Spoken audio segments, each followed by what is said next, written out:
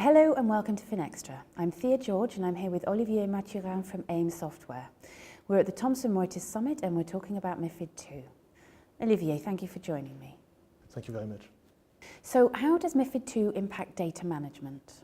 So MiFID II is a very wide range regulations, and we see that the emphasis on transparency in particular brings significant challenges for financial institutions regarding the data that they will need to fulfill the reporting requirements.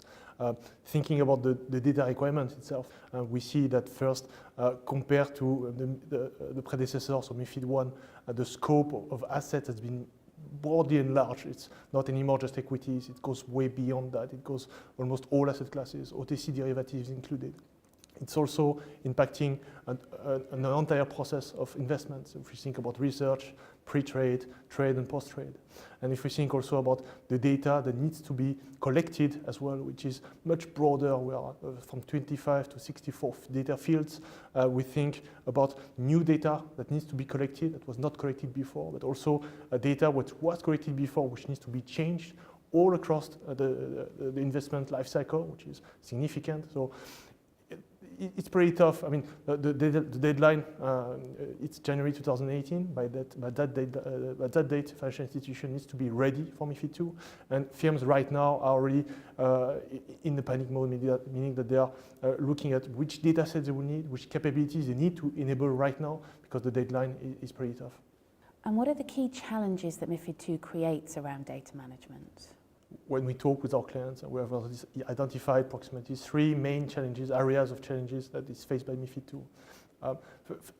It's really impacting, first, the sourcing of the information.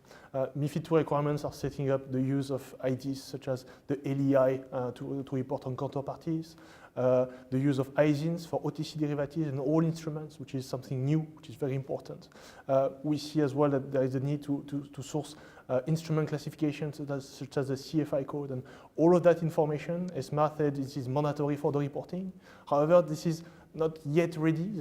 ESMA is setting up right now a reference data system to be live by January 2018.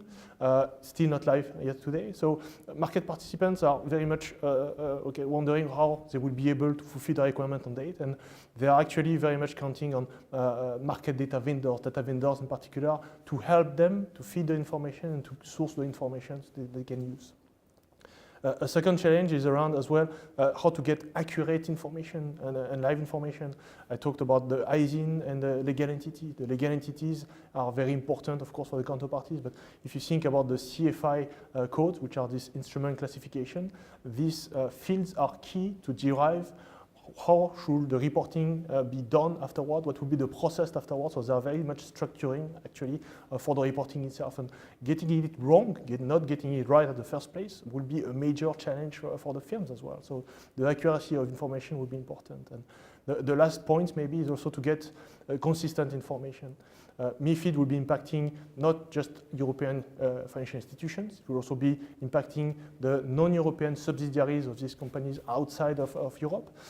It will be also impacting different departments. We think about trade, we think about research, we think about compliance, post-trade, and so on. Different participants which are throughout the organization and will be reporting pre-trade, post-trade, best execution. The information needs to be consistent all across the place and all the different participants. And when you think about regulatory compliance, yes, of course, but if you think as well about how to be competitive, once MiFID will be there, having consistent data will be a key advantage for financial institutions.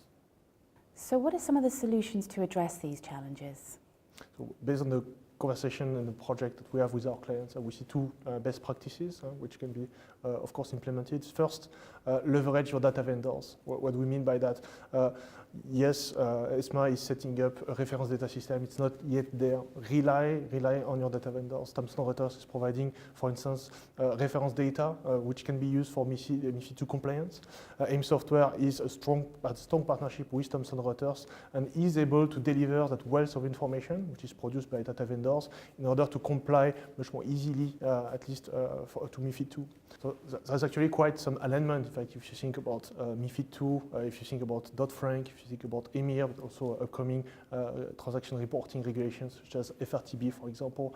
An increasing number of our clients are leveraging these opportunities, let's say, not to build, yet again, a specific solution for this regulation, but rather leverage that as an opportunity to transform. So taking a more strategic approach, probably, to data management, or at least how they can leverage the data and the capabilities that they have built for a specific regulation to repurpose this data for multiple usage. Should it be regulatory compliance usage for multiple regulations, of course, but also for multiple usage in their daily operations or in their investment operations in particular. So here, the goal will be to be able to leverage that platform.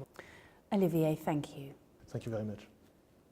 And thank you for watching.